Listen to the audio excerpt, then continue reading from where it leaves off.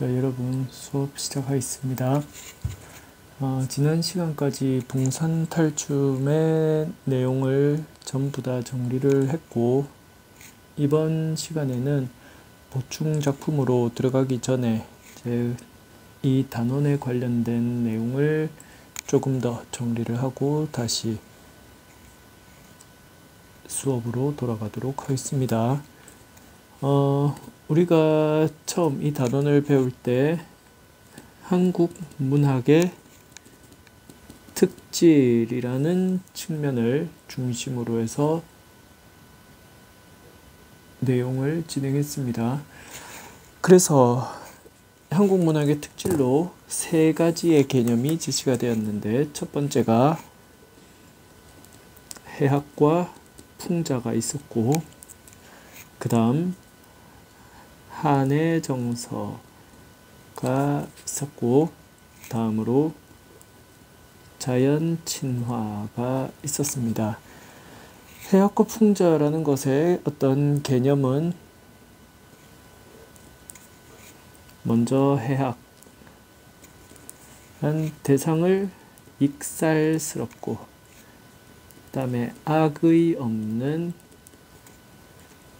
웃음으로 그려내는 것이다 라고 설명을 했습니다.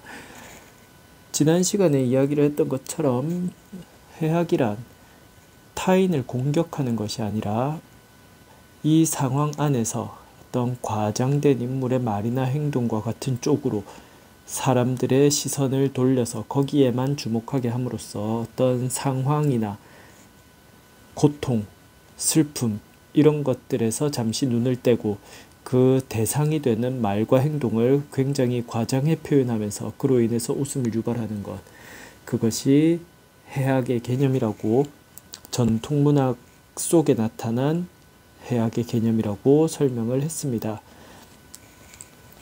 자, 풍자는 결함이나 또는 불합리한 점을 꼬집어서 웃음을 자아내고 공격하는 것입니다. 그리고 그것을 비판하는 것. 숨기고 있는 불합리한 점, 부당한 점들을 과감하게 드러내면서 웃음을 유발하는 것. 그렇게 드러내는 불합리함이 강점이 아니라 약점이 되면서 나보다 우월하고 힘센 존재가 나보다 힘없고 모자란 존재로 표현이 되는 것이 웃음을 유발하는 것입니다. 그것이 바로 풍자라고 할 수 있습니다. 풍자와 해학은 바로 문학을 통해서 이러한 불합리한 현실 세상을 공격하고 웃음을 유발하고, 그런 것을 통해서 현실 세계에서 느끼는 고통과 괴로움을 잠깐 잊고 즐거움을 느낄 수 있도록 해주는 것, 그것이 바로 해학과 풍자가 가지고 있는 특성이라고 할 수 있습니다. 앞에 살펴봤던 작품처럼 이러한 전통 문학이 가지고 있는 특징은 현대까지 그대로 계승이 되어 오고 있습니다. 한국민이 가지는 어떤 정서적인, 감정적인 특성을 그대로 살려내는 방법이라고 하겠습니다.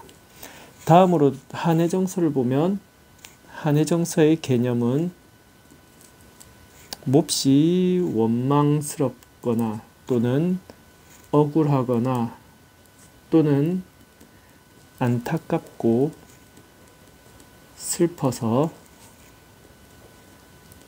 응어리진 마음을 이야기하는 거라고 할 수 있습니다. 이런 것은 기본적으로 한국에서 어떤 것들을 바탕으로 해서 나타나게 되느냐고 했을 때, 첫 번째로는 먼저 역사적인 상황을 바탕으로, 배경으로 해서 나온 것이 있다고 할 수 있습니다. 옛날부터 우리나라는 주변 국가로부터 많은 침략을 받았습니다. 그로 인해서 가지고 있던 것을 잃고, 소중한 사람을 잃고 빼앗기고, 이런 경험들을 많이 했습니다. 그래서 그러한 역사적인 상황들이 우리에게 한의 정서가 될 수 있었던 것이고, 두 번째로는 사회적 상황이 있습니다. 우리 한국의 사회 안에서 이런 억울하고 슬프고 안타깝고 응어리지는 그런 마음들이 생겨날 수 있는 것은 신분의 차이로 인해서 받게 되는 여러 가지 억압, 고통, 슬픔, 부조리함, 이런 것들이 먼저 한의 정서를 만들어낸다고 할 수 있겠고, 그 다음으로는 성별에 따라서도 이러한 한의 정서가 생겨날 수 있습니다. 보통 한은 여자들이 많이 품는 것이죠. 전통 사회에서 그만큼 여성들이 억압되고 부조리하고 약자의 위치에 있으면서 수많은 상처와 원망을 가지게 되었다. 그로 인해서 한의 정서가 주로 여성에게서 나타나게 되었다. 이렇게 볼 수 있습니다. 마지막으로 자연 친화에 대해서 살펴보도록 하겠습니다. 자연 친화는 개념이 자연물을 관조, 사색의 대상으로 보거나 또는 자연물을 이용해서 감정을 표현하는 방식이 바로 이런 자연 친화라고 하겠습니다. 자, 자연물을 가만히 두고 멀리서 떨어져서 가만히 바라만 보는, 감상만 하는, 그러면서 좋아하는 그런 관조의 대상으로 삼거나, 또는 자연의 모습이나 자연의 법칙을 통해서 우리 인간이 철학적으로 사유하고 거기에서부터 어떤 깨달음이나 정신적인 만족감을 얻는 것, 그러한 사색의 대상으로 보기도 합니다. 또 자연물에 빗대어서 우리 사람들의 감정, 정서를 표현해낼 때도 이러한 것을 자연 친화적인 특징이라고 볼 수 있겠습니다. 자연 친화 이야기가 나와서 한마디 하자면, 서양과 동양은 자연을 바라보는 그런 태도가 굉장히 다릅니다. 자, 자연에 대해서 동양이 있고 서양이 있습니다. 그렇게 했을 때 서양에서는 자연이란 무엇이냐? 개발되어야 하는 것, 또는 발전시켜야 하는 것, 이런 대상으로 보게 됩니다. 그래서 자연적인 것 또는 좀 더 문명으로서 자연을 개발시키고 발전시키고 인간이 중심이 되어서 만들어낸 그런 문명이 닿지 않은 것을 보통 미개하다고 표현을 하죠. 그 미개하다는 것이 아직 개발되지 않은, 아직 발전되지 않은 것이라는 뜻입니다. 그래서 자연적인 환경 속에서 자연적인 생활을 하고 있는 문명, 다른 문명이나 대상들을 보면 그들은 정복해야 할 대상, 개발해야 할 대상, 이렇게 쳐다봅니다. 그래서 유럽 사람들이 아메리카 대륙으로 건너갔을 때 거기에 있던 전통 민족들, 전통 부족들을 전부 다 무력으로서 쫓아내고 정복하는 그런 모습을 보여줬습니다. 이해가 되겠죠?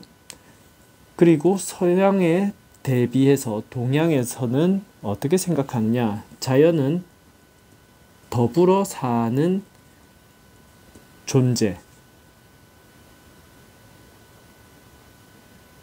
또는 어떤 가장 좋은 것은 가장 자연을 담는 것, 그런 이상적인 대상으로서의 존재, 이런 의미를 가지고 있습니다. 그래서 사람들은 자연을 거스르려고 하지 않고 자연을 갈아엎지 않고 인간이 그 속에 들어가서 일부가 되고 그렇게 지내려는 사상이 많이 있습니다. 동양은 그래서 자연의 일부로서의 인간을 인식하는 것입니다. 그래서 자연과 인간은 서로 대립하는 존재가 아니라 화합하는 존재, 연결되는 존재라고 볼 수 있습니다. 서양은 반대로 대립하는 존재, 정복하고 이겨야 할 존재 이렇게 볼 수 있습니다. 그렇게 해서 약간의 차이를 보이게 되는 것이죠. 서양의 자연에 대한 태도를 가장 잘 보여주는 것은 바로 분수라고 할 수 있습니다. 분수는 물이 중력을 거슬러서 하늘을 향해서 솟아오르는 그런 장치죠. 자연을 거슬러서 인간이 이루고자 하는 방식, 그런 것들이 바로 문명이고 서양의 사고입니다. 그에 반해 동양의 사고를 가장 잘 나타내는 것은 폭포입니다. 물은 자연스럽게 아래로 떨어져 내리는 것. 그것이 바로 동양적 사고의 비유라고 하겠습니다.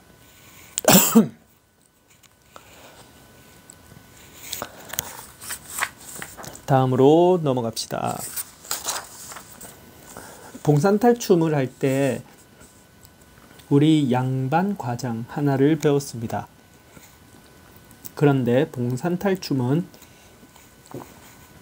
총 7개가 있습니다. 자, 1과장은 사상좌춤이라고 해서 먼저 사방의 신에게 인사를 드리는, 우리가 여기에서 공연을 하니까 두루 살펴달라는 인사를 하는 그런 의식을 행하는 춤입니다. 그래서 이것은 공연을 시작하기 위한 의식으로서의 과장이라고 할 수 있고, 두 번째가 팔목중춤이라고 합니다. 팔목중, 8명의 목중들이 추는 춤인데 8명의 중이 파괴 그리고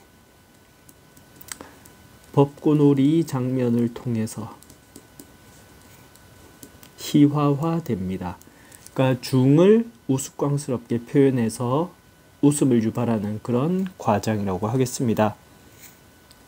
3은 사당춤입니다. 사당춤은 사당과 거사들이 노는 내용입니다. 다음 4는 노장춤인데, 노장은 스님입니다. 그래서 노장이 파괴하는 것, 계율을 어기고 스님으로서 지켜야 될 계율을 어기는 내용. 그래서 취바리에게 모욕을 당합니다. 자, 승려를 희화화했던 앞의 내용과 거의 같다고 할 수 있습니다. 좀 더 비판적 성격이 강하게 나타납니다. 그 다음 5번째가 사자춤입니다. 사자춤은 파괴승을 혼내고 화해의 춤을 추는 내용입니다. 파괴승을 혼내는, 앞에 나왔던 이 파괴승들을 혼내는 장면을 통해서 이 웃음을 주는 것은 물론 이 뒤에 나오는 연극을 준비할 수 있도록 중간에 한번 쉬어가는 타임이라고 할 수도 있겠습니다. 그리고 6번째가 양반춤입니다. 우리가 했던 것. 양반춤. 말뚝이가 양반을 조롱하는 내용이죠.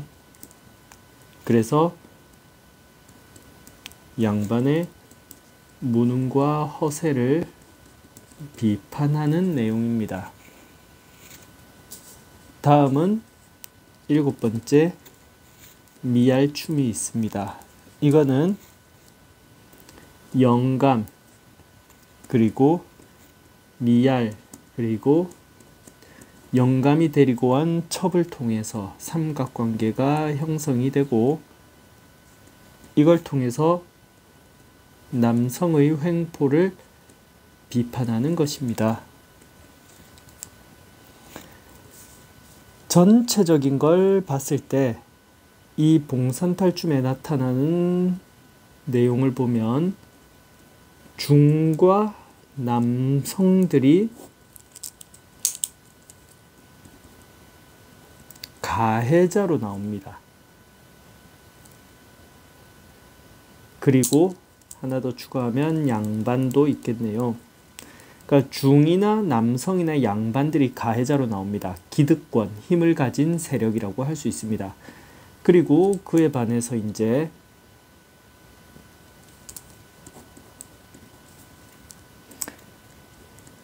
평민과 여성 이런 사람들이 피해자로 나옵니다. 약자죠, 약자. 그래서 피해를 보고 고통을 당하는 존재로 나오면서 이러한 사회적인 신분 또는 승려 같은 특수한 직업에 종사하는 사람들이 기득권을 가지고 힘을 가지고 다른 대상을 억압하는 그러한 것들을 비판하는 내용이라고 할 수 있겠습니다. 자, 봉산탈춤의 내용은 이 정도로 정리를 하고 우리 이제부터 본격적으로 보충학습 시작해 봅시다. 자, 나눠준 작품들 중에 첫 번째 공무도화가입니다. 공무도화가는 지은이가 백수광부의 처라고 하는데 이 백수는 흰머리, 광은 미친, 부는 남자. 그래서 머리가 하얀 미친 남자의 처가 지은 노래라는 뜻입니다. 보통 자습서에 보면은 맨 앞에 나오는 작품입니다. 고전문학 중에 최초의 작품이라고 일컬어집니다. 작품의 내용은 아주 간단합니다. 님아 물을 건너지 마오. 님은 결국 물을 건너셨네. 물에 빠져 돌아가시니 가시님을 어이할꼬.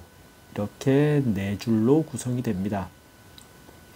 이런 작품은 그러니까 고전, 고대가요 이런 작품들은 기본적으로 노래와 함께 반드시 그 배경설화가 전해집니다.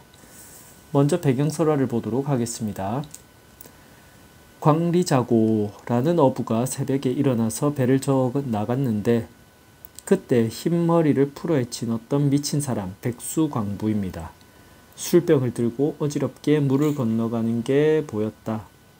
그 뒤를 아내가 쫓아가면서 말리고 있었습니다.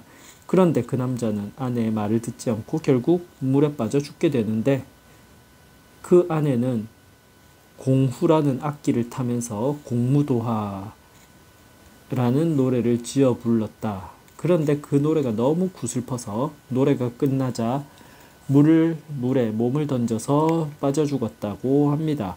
광리자고가 돌아와서 그 어부의 아내인 여옥에게 자기가 본 광경, 그 노래를 이야기해 줬습니다. 그러니까 여옥이 슬퍼하면서 공후를 안고 그 노래를 본받아서 흉내내서 부르니 듣는 사람들 모두가 슬퍼했다고 합니다. 그래서 여옥은 그 어부의 아내는 그 노래를 이웃 여자에게 전해주었는데 이를 일컬어서 공후인이라고 부른다 라고 합니다. 미친 남자가 물에 빠져 죽고 그 아내는 그 죽음을 슬퍼하다가 자기도 물에 빠져 죽었습니다. 그것을 목격한 어부의 아내가 그 어부의 이야기를 듣고 노래를 불렀고 그것이 전해져서 공무도화가가 되었다라는 것입니다. 작품 내용 보도록 하겠습니다. 자, 내용을 보면 먼저 이마 물을 건너지 마오. 하지 말라는 말이 나오죠. 그러니까 이 화자는 말리고 있습니다. 하지 말라고. 그 다음 결국 물을 건너셨네. 하지 말라고 말렸는데 했습니다. 그래서 떠났다. 물에 빠져 돌아가시니 죽었습니다. 죽으니 어찌하겠는가.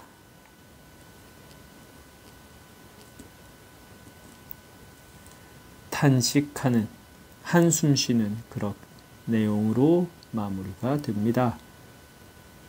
화자가 만류했다. 그런데 임은 결국 떠나서 죽었다.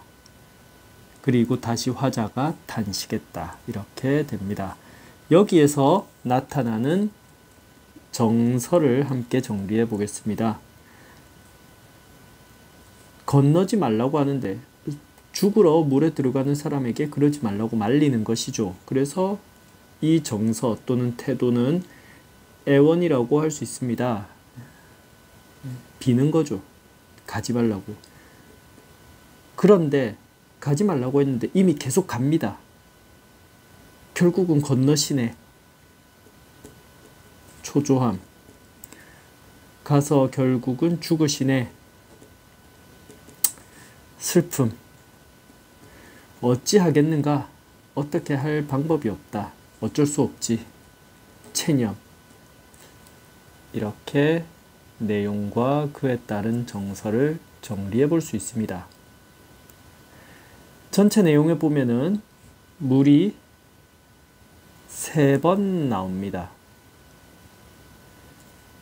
이 물의 의미를 보자면 맨 먼저 그 물 건너지 마라. 물을 건너면 죽을 것을 알기 때문에 화자가 대상이 되는 임을 말리고 있죠. 말리는 이유는 자기가 사랑하는 사람이니까 말리는 겁니다. 그래서 이 물의 의미는 임에 대한 사랑이라고 할 수 있다. 임에 대한 사랑이 나타나는 단어입니다. 근데 물을 건넌다. 여기에서 물은 화자가 사랑하고 자시고 하기 이전에 이 물을 건너면은 다시 만날 수 없게 되죠. 죽을 거니까. 그래서 이 물은 이별하게 되는 수단 또는 계기라고 할 수 있습니다. 물에 빠져서 여기서는 임을 죽게 만드는 대상이다.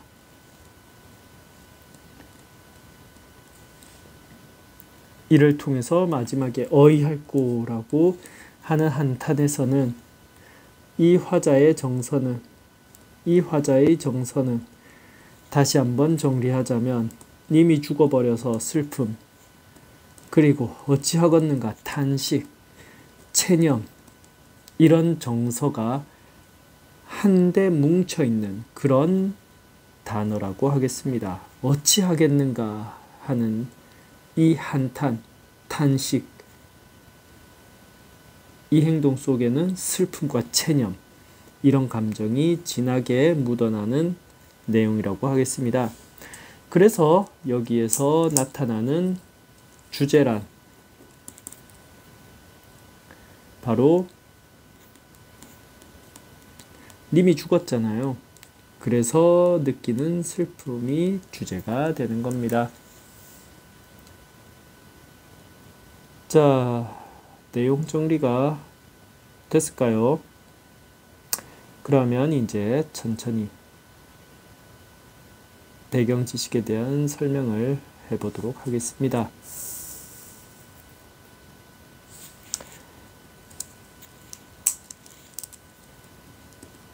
자, 백수광부의 처가 있습니다. 이거는 화자입니다. 시적 화자. 그리고 백수광부가 있습니다. 화자의 남편입니다. 백수광부의 아내는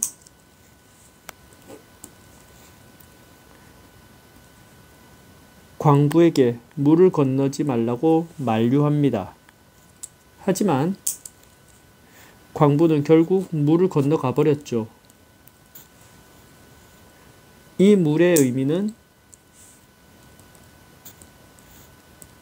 죽음, 그리고 죽음을 통한 이별입니다. 백수광부는 물을 건너가면서 물에 빠져버리면서 죽음으로써 백수광부의 처와 이별하게 됩니다. 그래서 물에 들어가서 죽기 전에 만류하던 백수광부의 처는 그 정서가, 태도가 체념으로 바뀌게 되는 것입니다. 이러한 상황을 앞에 나온 광리자고라고 하는 어부가 목격하게 되는 것입니다. 그래서 이걸 자기 부인에게 이야기하고 부인이 이 노래를 또 여용이라는 이웃 여자에게 전해줍니다. 이렇게 하면서 전체적인 사건은 정리를 할 수가 있겠습니다.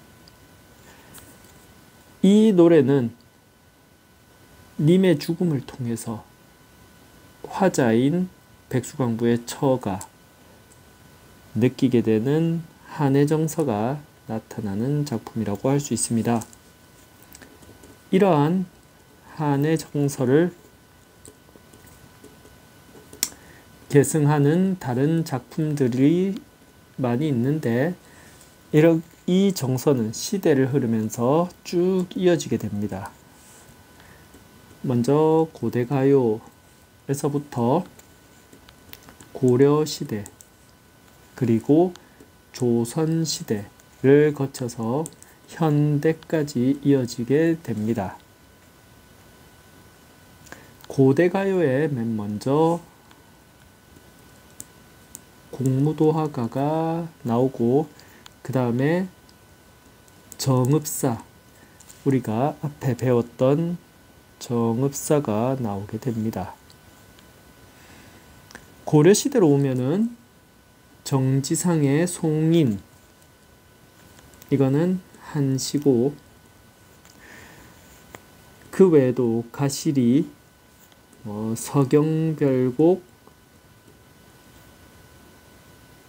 그리고 동동과 같은 작품들이 역시 한의 정서를 계승하게 되는데 이 작품들은 고려가요입니다. 조선시대로 가면은 이런 한의 정서가 나타나는 작품들이 주로 기녀들의 시조가 이런 정서를 많이 나타내게 되고, 그 다음 우리 미녀로서 아리랑이 이러한 정서를 잘 나타내게 됩니다.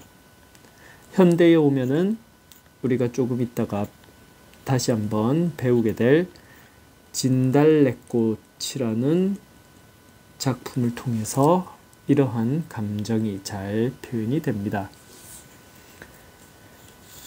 자, 그러면은 오늘은 여기까지 하고 다음 시간에 계속하도록 합시다. 여러분들 수고 많았습니다.